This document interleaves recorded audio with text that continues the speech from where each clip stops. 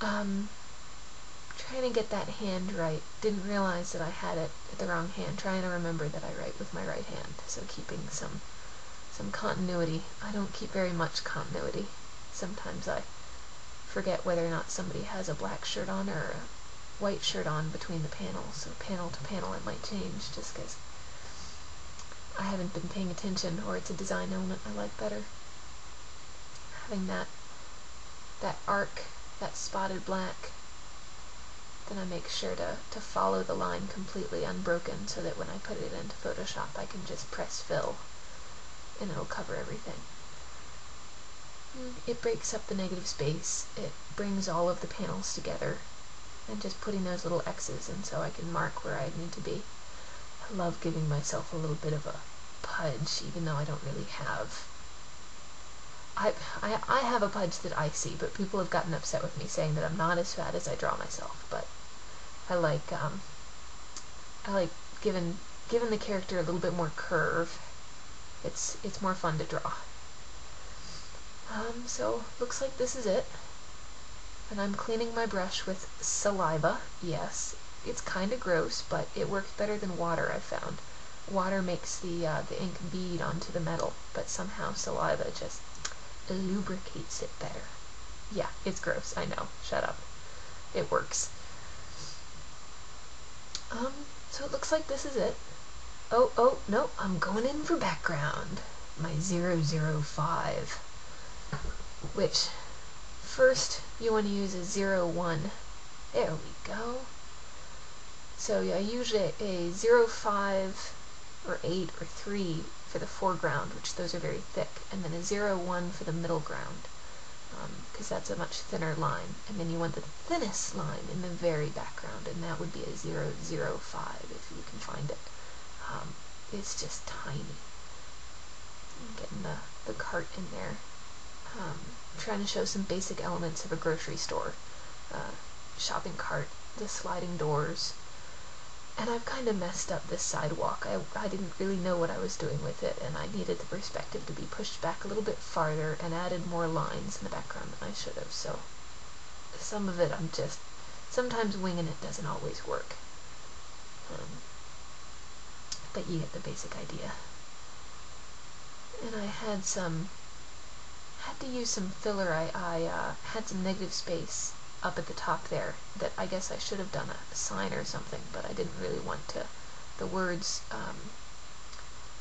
wouldn't have been spaced right, would have looked cluttered, so I just put some lights in there, even though I don't think that there were lights at that place. And then for the, I've switched, oh no, there we go, no parking sign, and I think that's a 03, 01, okay. And now I've switched to the 005 for the very background, putting the sign in the window to show that it's a store, sale, food, more. Trying to show some of our gluttony, our consumerism, which is wonderful. I love gluttony. Pudding and desserts. Can't ever pass them up. And then the little glint to show that it's glass, having that little side lines, I don't know, you'd call them reflection lines, to show that it's a glass door and that these are windows. Some basic simple things.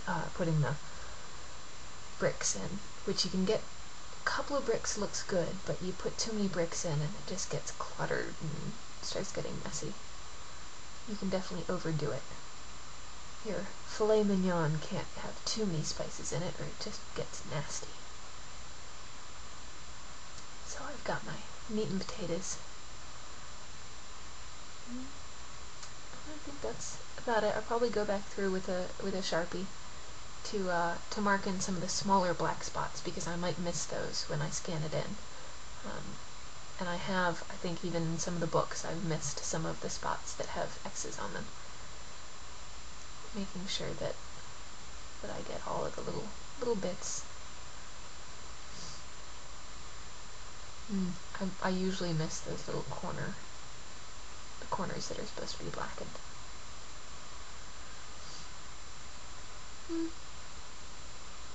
But that's basically an inking, real quick, takes me about an hour or two, based on how much detail there is to get a comic strip up.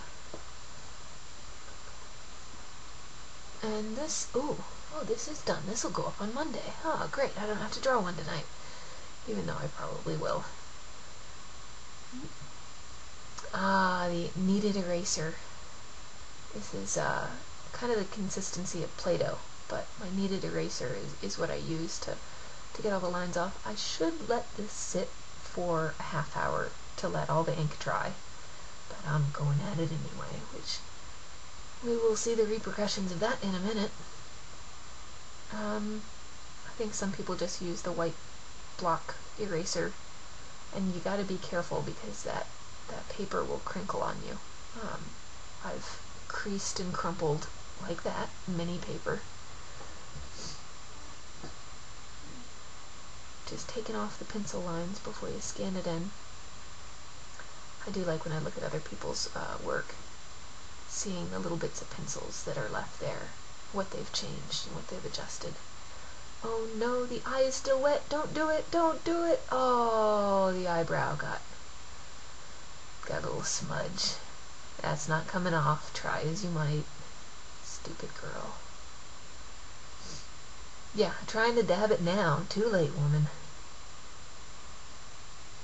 But I should go into Photoshop when I scan this in. I scan it in 600 dpi grayscale, and then I use threshold to clean it up a little bit, or maybe levels, and then I should go in and fix that, and maybe fix some of the panel border that I did too much of. But I won't, because I'm lazy. I'll have every intention of doing it, but sometimes just getting it up there. 3 o'clock in the morning when it's due, 3 hours ago. Ta-da! I think that's about it. You have seen The Devil's